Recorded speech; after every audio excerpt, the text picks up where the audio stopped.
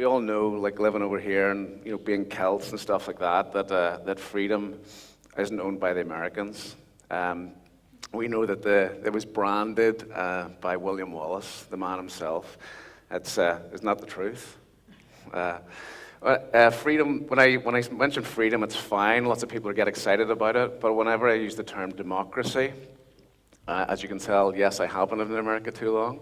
When the two go hand in hand, is that democracy is a loaded term for some people. For some folks, it's a lot about power struggles. What's happening around the world today. So a lot of folks don't like what's happening in America and other, or what the Americans are doing in other places. For some folks, it's really about it's a political game. And for other folks, it's simply about having a voice, the ability to put your hand up or have contribution into how the workplace is shaped. I think I just had to see the slide. I thought it was hysterical, where giving feedback that you think this is a great restroom area. So it's sort of democracy run wild.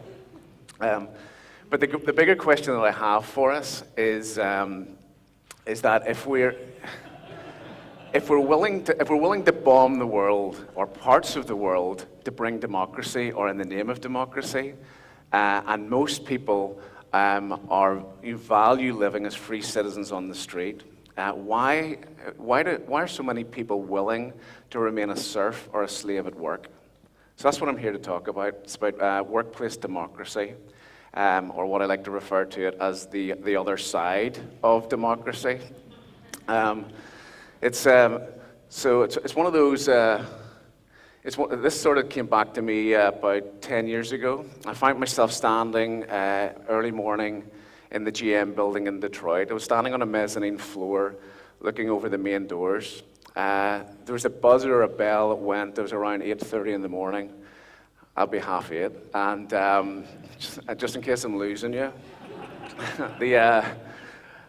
So, by the way, whenever I moved to North America, everybody says, slow down, change your accent. I've had to change mine. Like, I used to be called Dowds, but I'm now Dowds. Because so that people can actually spell and reference me, and I don't have to repeat myself on a continual basis. But as I stood there, the buzzer went off, and the doors opened, and people just began to file through, and hundreds and hundreds of people. And as I stood and watched, one of the things that was absolutely amazing for me is there was utter silence. You would think if the doors burst open and thousands of people entered in, that you'd hear cheers, that you would hear, hear noise, you'd hear excitement. Have you ever been? For those of you who have ever gone to a concert and they burst open the doors, like people are climbing over each other and shouting and screaming and ripping T-shirts off. But in the GM building, there was silence. And it was one of those things that day it really stirred to me. It was like watching The Walking Dead. These zombies that were sloping their way into work gradually. They were half alive and seeming to lack passion, life, interest, and it just seemed odd and abnormal. You'll find the same thing as you drive to work. So one of the things I'll challenge you to do is, as you're driving to work, be conscious about your own state. Be conscious about how you're thinking and what you're thinking about. And then more so, I want you to start looking at other people. As you start to look around at other people or stand somewhere as people commute to work, what you'll see is predominantly one thing: long faces. So it's most people on their way to work are sad. There's very few people that wake up going, excellent, I get to work today. I get to bring something. I mean, most folks are grumpy. They get up, they're trying to fire on a shirt and tie, which is why I moved to California, because we don't have to do that. But they're really genuinely unhappy on their way to work. So my question is why is that? Why are so many people unhappy and dissatisfied at work? Current statistics, depending who you read, and this is predominantly for North America, or not North America, for the Western world. Depending who you read, some will say it's as much as 55% will be tagged onto this, as that are dissatisfied or disengaged at work. Some statistics that I've been reading lately are pushing up towards 85. Ultimately, it's getting worse, is the main trend. There are more people every year being more unhappy and dissatisfied and disengaging at work. So it's one of the things that's becoming epidemic. I don't know if this story came to the shores here, but this was back in August. And so I'll tell you the story anyway, just for those who are unaware of it. JetBlue is sort of like a EasyJet type of, within North America. What happened? It was in an August day where there was a chap called Stephen Slater, and Stephen Slater was a 38-year-old flight attendant veteran. He had been working on the job for 20 years, so he may be young, but he'd been doing this for a long time. He knew what he was about. As the flight landed in Kennedy International Airport, they were pulling up to the gate, and as many of you have experienced, is that they tell you over the loudspeaker system, is please remain seated. For some, they'll let you use your cell phones. For some, they say keep them turned off. But they say remain seated until the plane is at full steady stand stop. So that day, somebody disobeyed the rules on the plane, and just before the seatbelt sign had turned off, a chap stood up and begun to pull up his bag. So he opened the bin at the top, grabbed his bag, and begun to pull it out. Stephen Slater, being the good employee that he was for 20 years, committed to his work and committed to safety, walks down the aisle and said, "Excuse me, sir, I'm going to have to ask you to sit down." The guy ignored him and continued to pull out his bag and pulled it out so fast and hard that it pulled out and slapped Stephen Slater smack in the head. So as he stood there, he said again, "Sir, I'm going to have to ask you to sit down, and I would like an apology." And the guy, I think, gave him the F-bomb. It was, so he cursed him out. At that point, so I think this is just epic, that Stephen walks back down the aisle, grabs the loudspeaker system, and reciprocates back so that everyone can hear.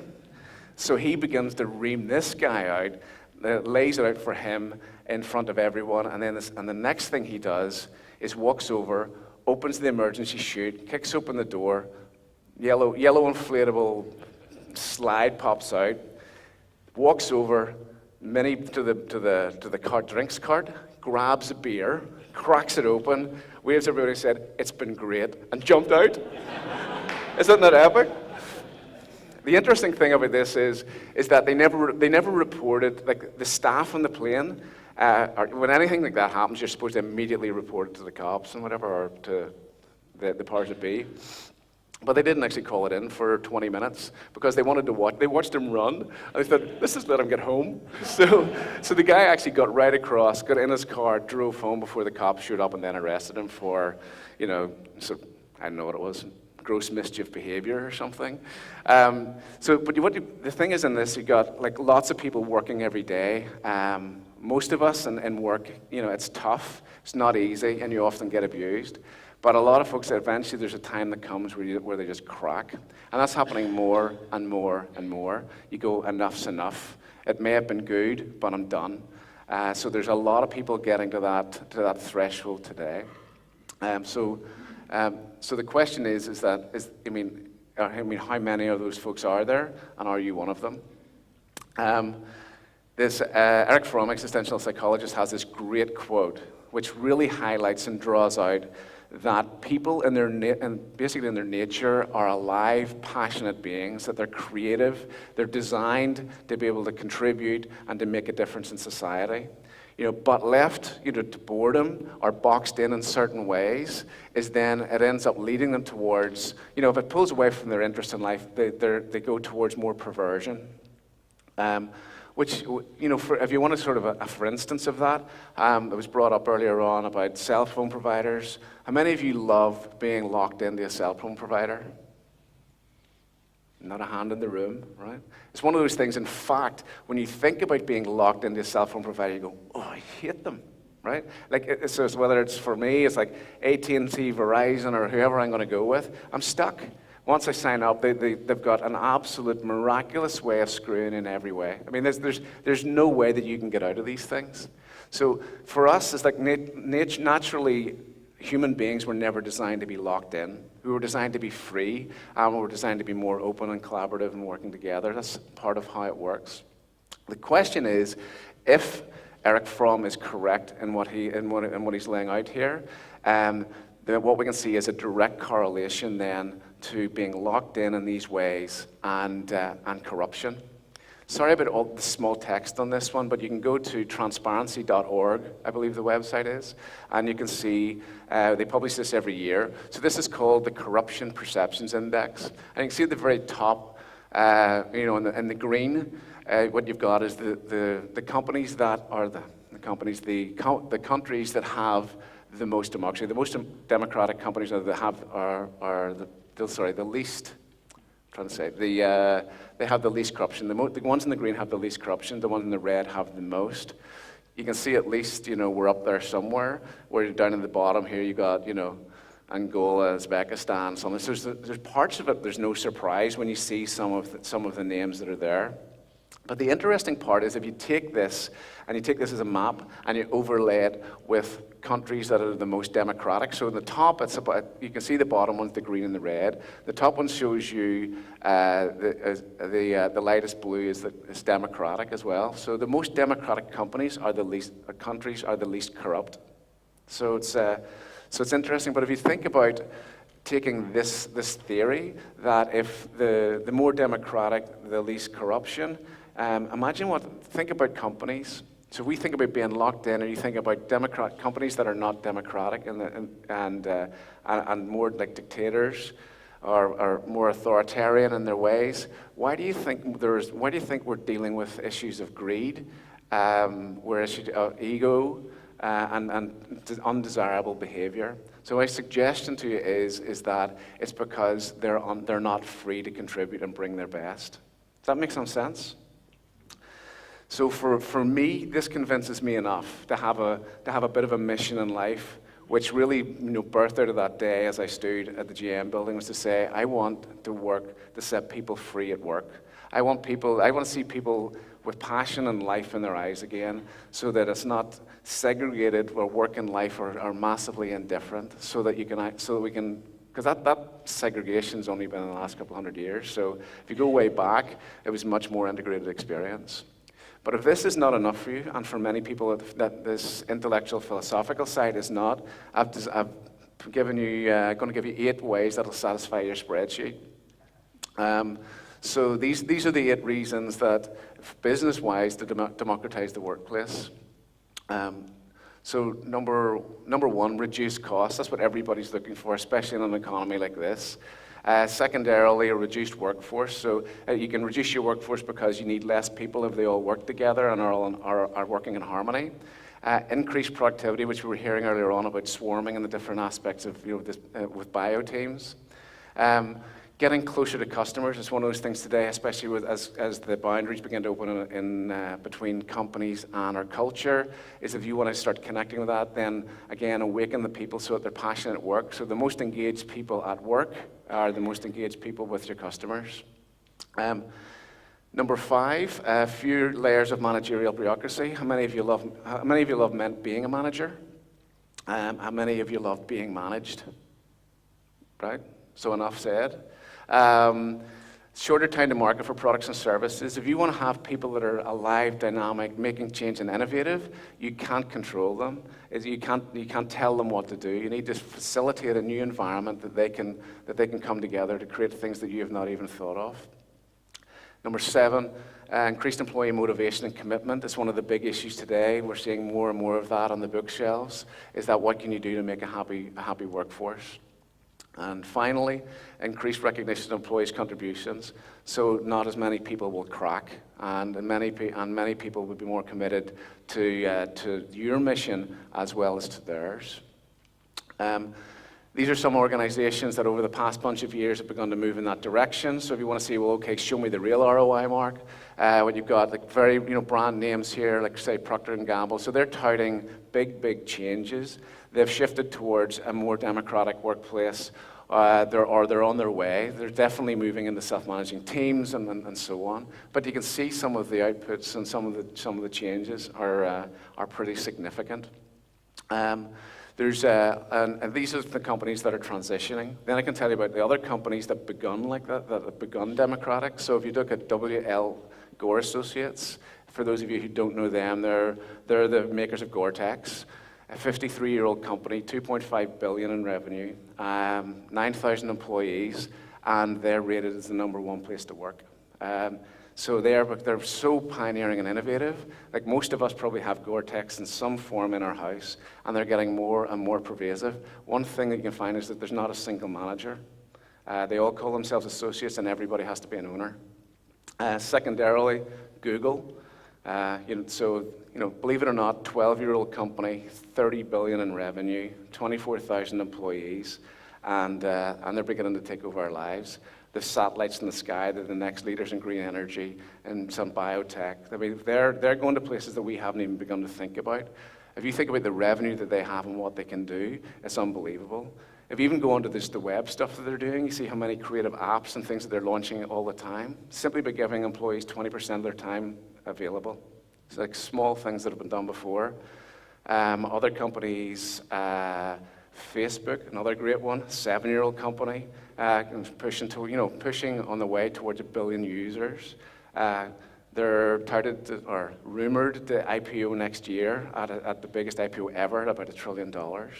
So if you think about 3 years ago when everybody was asking, oh, these Facebook guys, they don't know what they're doing, they're throwing money and stuff and they don't have a business model, they're laughing back now.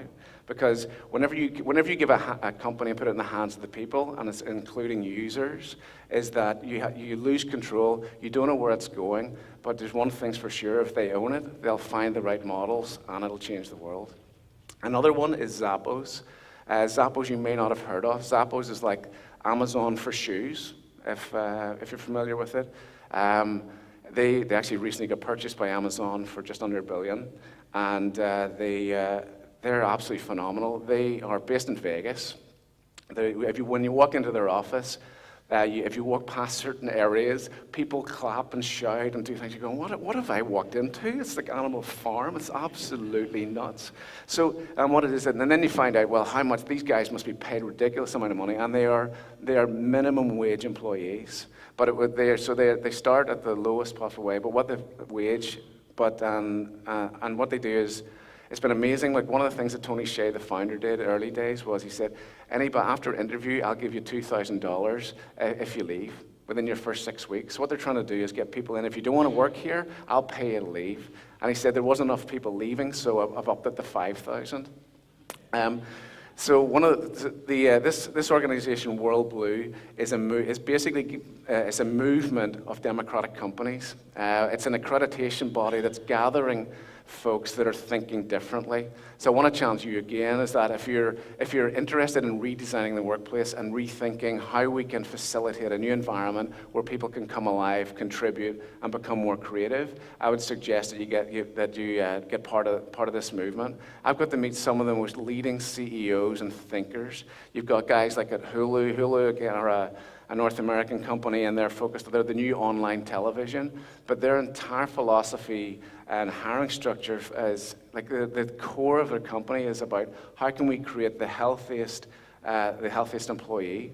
So that's where they're starting from, and their belief is if they can develop a healthy employee, then everything else will come in return. There's so many other companies that I can name. But I would suggest that you get connected and get to learn a little bit about it more. So you've listened to a lot of ideals. It was brought up earlier on as this utopian. And I think it needs some utopian idealism for all of us to hold so it can lead us in a new direction. So, you may say I'm a dreamer, but I'm not the only one. So thank you very much.